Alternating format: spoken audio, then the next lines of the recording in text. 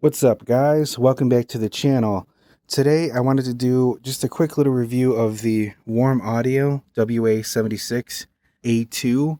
It's a recreation basically of the Blue Stripe, but in a two-channel form, which is it might be the first one. I think it's the 78 is a dual channel, but this is a two-channel Blue Stripe like this is pretty unique. So that's why I had to pick it up. I was pretty hyped. As far as features, what you get with this is pretty much everything that you would want, especially in this type of compressor. You get the mix control, sidechain high pass filter, and of course, because it's two channel, you have the stereo, dual mono, and kind of serial compression, channel A into channel B, if you want to do that. So as far as features and options, you get what you pay for, but you get more than what you pay for actually. And my first impressions when I plugged it in, I was super happy. It sounds exactly, honestly, what you would expect if you know the Blue Stripe from plugins or anything like that. Like, you get the saturation, you get the color that you would expect. It's a super aggressive compressor, so especially when you run vocals through it or bass guitar, I mean, it catches those transients really nicely, and it makes them sit in the mix really good. Like, that's exactly what you would expect, what you'd want out of this kind of compressor. So as far as sound wise, no complaints there. I'm very happy with it. But that being said, I think there is a couple things that I wanted to point out that I haven't really been happy with, and maybe they might matter to some more than others, but to me, definitely worth noting here. Now, the first thing that I noticed was these knobs, which basically, because the input and output knobs also have the dot on the top, and a regular 76 has, I don't know what that's called, but it has like the knobs with like the skirt around it. So you have the line, or I guess the arrow in this case, that makes it kind of flat to the faceplate. So you can kind of see the point that the potentiometer is at more accurately for recall. And on these ones, it's on top. So you can't really, it's a little bit harder to eyeball for recall the settings that you're at. So I don't know, it just makes it a little bit more difficult. But maybe that's me being picky. But on top of that, what I noticed is the potentiometers are all just kind of smooth, regular moving potentiometers, which again is not ideal for recall, especially when there's this much, when it's this sensitive. Like, see where the input is right now? Let me turn this one all the way down. So this input this low, and I'm getting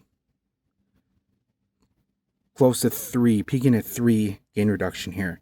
And I'm compensating from the DAW, sending this negative 3 dB. So it's very, very hot on the input. And then if you hit the 10K impedance, it's even hotter.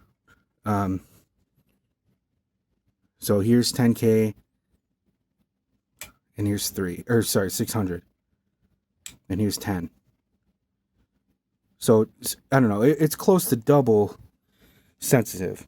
So yeah, the regular potential, I do wish this was detented, especially in a stereo compressor, and maybe a different knob might help, even if it is this kind of potentiometer. So you can change the knob, so that's not like the end of the world, but it is like, if you consider wanting to use this on a stereo bus or something, that might be a little bit bothersome. Especially, the next thing I'm going to mention is that in stereo mode, the input and output for each channel is still independently controlled. So even though in stereo mode, like the input that's turned up hotter is going to be the one that that sets the gain reduction for both channels, but the volume and the output is still controlled by the other channel.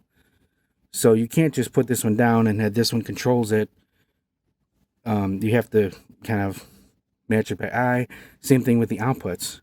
So in stereo, you're going to have to be going back and forth trying to balance that if you want a true left and right representation of the stereo image. So that might matter to some of you more than others, but to me, it's definitely, it makes it more of a hassle if I want to use this on a bus. And now, granted, you're not going to be using a Blue Stripe on a mix bus or something like that, most likely. You might be using this on drum room mics, or I don't know, a group of instruments, something like that, an instrument bus pretty much. But still, if you're running at a stereo, This, you're going to probably want to run like a sine wave to balance, get it dialed in where you kind of want the knobs for the gain reduction, and then run a sine wave so that you can match the outputs, independently, and then you're going to have to do the same thing. So it's just going to take a little bit longer.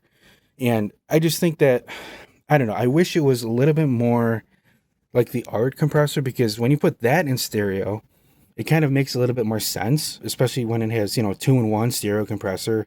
When you put it in linked mode, one side, the whole side controls everything. The input for this channel controls the input for both channels, and the output controls the output for both channels. And I think they just put a balance, like a panning control on the output when you're in linked mode. So for me, that's a really nice operation in a stereo linked compressor. I just wish they did something similar to this, because this is actually in stereo mode. It kind of operates more just kind of like my Fred and Son compressors that, they're linkable. They're two individual separate units, but in linked mode, one side triggers the compression for the other, like a stereo compressor, but the input, the output, and the mix control are all independent. But it makes sense. Those are two separate units. This isn't. So I just feel like, yeah, I don't know. Definitely a little bit to be desired in the stereo mode. And maybe I'm, picking a little bit too hard at that, but it does bother me a little bit just because I like to, two channels. I was hoping to use it a little bit more on buses for certain things where it seems like it might be more of a hassle for me. But, that's just my opinion and my personal use case. That might not matter to you as much. So the sound of this compressor is way, way above, I think, what you're paying for it. It is a really good deal for the money. And you're getting a Blue Stripe compressor, guys. I mean, if you want to use this on vocals, you don't need to worry about stereo operation. If you want to use this to track on the way in on vocals, and then, that's good. And then you want to use the other channel for bass guitar on the way in, or you know what I mean?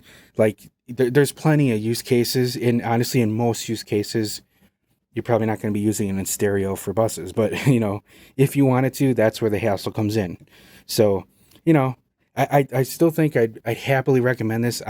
I'm holding on to it, guys. I'm not trying to move this anytime soon. So yeah, I mean, you could easily change these knobs. I might eventually try to change the knobs just so there's something with a line that goes a little bit closer to the number indication. But outside of that, I'm pretty happy with it. So I hope you guys got something out of this video, and check out the Warm Audio WA76-A2. All right, thanks.